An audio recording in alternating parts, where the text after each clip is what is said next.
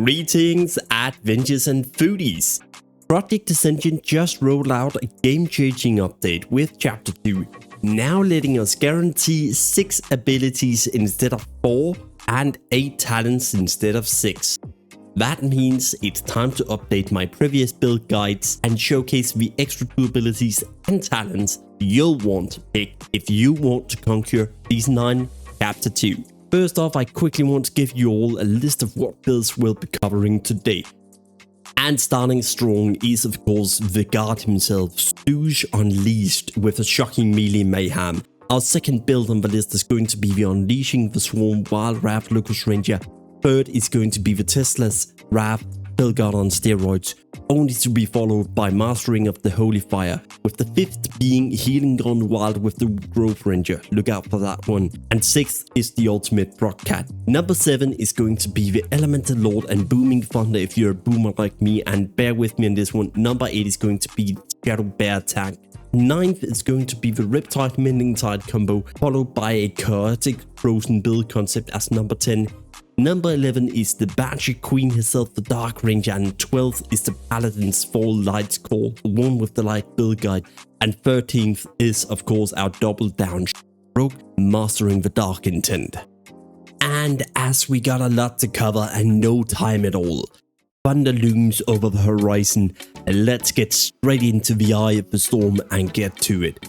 Starting strong, Stooge Unleashed, shocking melee mayhem. And to make it easy for you guys, I've listed the original pictures of what abilities and talent cards to go for. I'm going to leave these pictures up for 5 to 10 seconds for each of the guides we're going to cover today, where I'm not going to speak over them just so you can pause, only to move on to the abilities and talents that you want to pick as extras now that we've unlocked the 4 extra slots. Now, let's get into it. Starting strong with Air Ascendant for those long-range Storm Strike hits. Going on with the Control Storm for just having a big boy AoE ability. Crackling Thunder as we are using Thunderclap, and Stormbringer as we are Thunder builds. So of course we're gonna pick that. Also those 2 talents is going to massively increase your DPS straight off the bat, and given the new Senji rules, these could be harder than much of the other things to roll for. So that's my suggestion. Moving straight onto the Wild Raft Locust Ranger. For this build, you want to pick up Poisons, Arcane Bullet, X-Punch, and the Stormbringer. The poison for that instant poison on your bow, because you can actually just equip instant poison on your bow and it will trigger. That's the only poison you can put on, but trust me, for any bow build, basically this is just free DPS increase. As we're already rolling a ton of nature damage, this can also be boosted. X-Punch is great for when you're tossing in Chimera Shot left and right. Stormbringer is just a generic all-arounder DPS boost, as we are already using the same modifiers as Stormbringer gives us. And lastly, Arcane Bullet is just a free put-in rotation ability that's going to increase your DPS. It is a hunter ability, rolling for hunter abilities anyways, and it's basically just a free aim shot instant that you can throw off each like 12-16 seconds. So it's a great addition for it. These are my suggestions for this build. Moving on to the third build of today is the Build God on steroids, Tesla Magnet.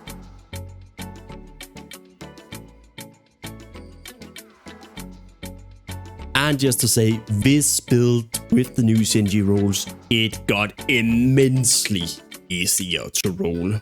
Holy wow. This is going to be so much easier to roll and going to require you to use so much less marks of Ascension to roll, especially with the new Senji rules. Rolling for those extra pet and demonic talents going to be so much better. So this is definitely one to keep an eye out for. And for the abilities, you want Soul Harvest and Dark Domination, just to increase your pet's damage that's already going up there. The more damage you can increase, the better it is. Going strong with Demonic Synergy and Compound Power to build up those crit strike chance for your pet, and for the extra combo point generation with Compound Power. And that's about it for the build. Then good luck rolling. Moving on to the 4th build in the line, the Holy Inferno, Mastering the Holy Fire. If you like big chunky AoE abilities, this is the one for you.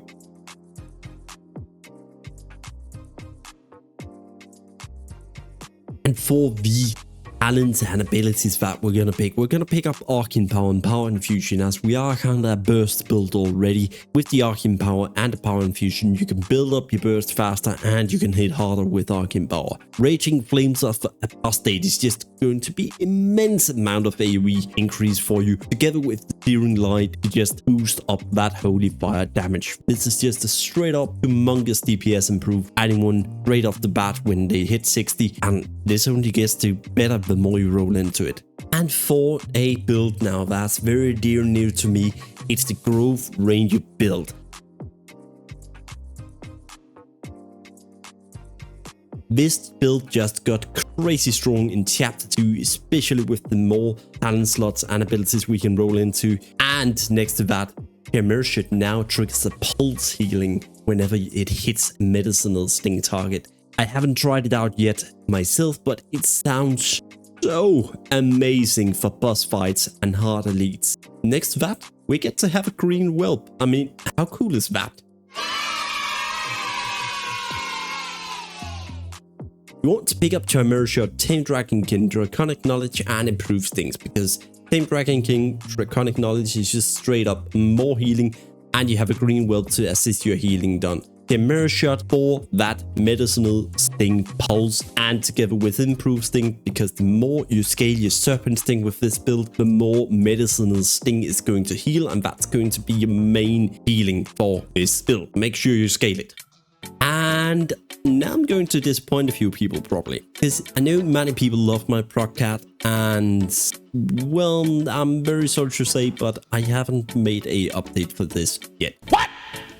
The reason being is I have yet to decide what to go for the update, and especially also because I want this build to still be able to hit a sub 1 hour for the Mana Storm 1 to 60. When I get it under 1 hour, I'm going to make a new build guide as a 3.0 for this build, and I'm going to share it with you guys. Until then, if you really want to make it, I suggest you swap in a few more on-hit abilities. Something like Harbinger of Flames or anything enlightening, and then something like Cataclysm for the carded abilities. Something like that. Until then, stay tuned for the next video for the Proccat 3.0. Moving on to the Elemental Blaster. This is probably the ultimate boomer build. Get it? Nordic Boomer Shift Gaming. Booming Thunder. Booming Echoes. Sorry.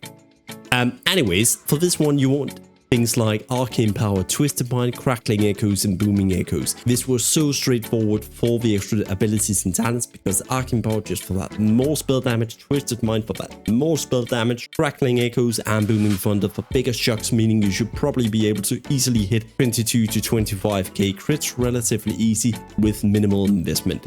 So yeah, have fun, go ahead and blasting. Coming up are the Formidable Shadow Bear tank. This is one of my favorite builds of all time also. It's also one of the first couple of tank builds I did on Ascension, so enjoy.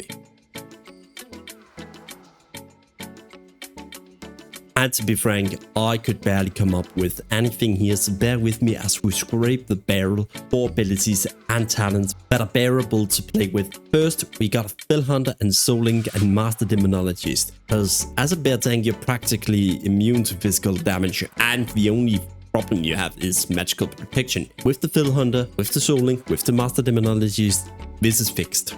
And bear with me for the last talent. It's nice to have with the Corruption to help fish for those shadow bolts. Also, the Corruption spread is actually decent DPS, so it's just a win-win for this. And a lot of people have been asking me, how do you spread Corruption? Well, in the previous version, we didn't. In this one, we do with Nightmare Mauling. Moving from tanking on to healing. If you ever want to make a easy to go to healer guide, this Nature Blooming Grove Mending Tide build guide got you covered. And as it wasn't busted enough already, well, they just gave us 2 more abilities and talent rolls, so yeah, I'm happy. This got completely ridiculous to roll, because it's so easy to roll now, and you can make it so bloody strong, it's not even fun anymore. It's just going to be like walk in the park for anything. For abilities, I suggest you pick up the Fluorescence ability and Tremor Totem, because any good healer needs Tremor. Efflorescence could be replaced with a Dispel in some kind like Purify, but Efflorescence is just such a nice oh shit button to click, so yeah, that's my take on it. Overflow for that extra AoE healing and off healing, it's just such a good talent to pick, combined with Gift of Nature, which just boosts all your healing abilities. You could replace the Efflorescence and the Gift of Nature with the new Healing Stream Totem, but I'll stick with those two if it were me. Moving on to a build concept that were my number 200 subscriber special. First of all, I want to again say thank you a lot. We've almost hit 400 subscribers, so yeah, it's been pretty wild journey here for season 9 thus far. And for this build alone, you won't get Twisted Mind and the talent thing I'm not going to say, as I did a blooper on it actually in my last video. Combine it with Wild Fellfire, as we are casting Chaos Bolt left and right. You might even send your roll into this instead. And next to that, I picked up a Malphasart's Malediction, as this is just going to be a lot of frost scaling, and given a Malphasart's Malediction is frost damage, I think this is going to help you immensely while leveling, and it's going to give you a DPS boost right off the bat whenever you get level 60. And I don't think it's going to be that easy to roll into with the Sinji rolls, so this alone should actually help you out immensely, because you have to think about what's going to be easy for me to roll with the new Sinji rolls. Malphasart's Malediction, you don't have anything that combos with it in any regard, so if you go into your talents and search for Malphasart's Malediction, well, only a few talents going to come up and you don't have any of those. Picking this up now is going to help you immensely, is what I'm thinking. Moving on to the Queen of the Night itself. It is the Banshee Queen, where I perhaps strained my throat more than I wanted to. And for this queen herself, you want to pick up Shadow Fury, Pure Shadow, and Shadow Crash. Those ability, when we can just combo those in like this, it's going to be so much more AoE damage and so much more single target damage. We're throwing Shadow Bolts left and right already. This alone is going to be so great for you. You're going to have a ton more AoE and a ton more single target damage with these 3 things alone: Shadow Fury, Pure Shadow, and Shadow Crash. And now that we're at it, again, it's a ranger build, poison, instant poison. It's just going to be more damage for you, free without anything. You could go in for Arcane Power instead of poison, but I'd actually go with poison if it was me.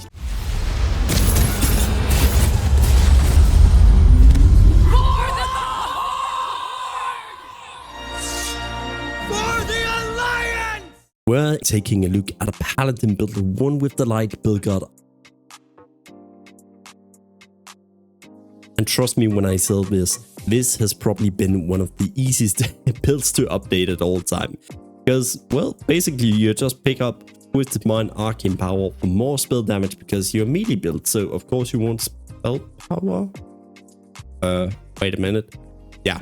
No, wait, that's correct. As a melee build, you want spell power, and yeah, that's just the gist of it for Season 9, and get used to it. For the talents, you want Seals of the Pure, excuse me. And you want two-handed weapon specialization just to boost that deal of command damage even further. So yeah, as mentioned, this is straight off the bat, easier to roll now, and you can get a crazy strong one with the light build right off the bat. And from the light straight back into the shadows with a double down shadow roll. I would go for Nightfall Promise for this one, as I do believe it's going to be harder to roll. Next to that, Vitality for that sweet Indie Regen, Twisted Mind for that extra spell power, and lastly, Seed of Corruption for that sweet AoE ability. This is going to be so nice for you, as you basically will be casting Seed of Corruption left and right with the Shadow Trances and everything. And that's all the 13 revamped builds, my friends. Whether you're cracking Lightning with Zeus Unleashed or channeling your inner Sylvanas in with the Dark Ranger, these updates, I hope they got you covered and help you guys out. But hold on to your Titans. There's something mighty on the horizon. Let's just say it have you grip the edge of your seat and mutilate your doubt. Stay tuned for the next epic build guide that's in the making. Until then, stay legendary, everybody.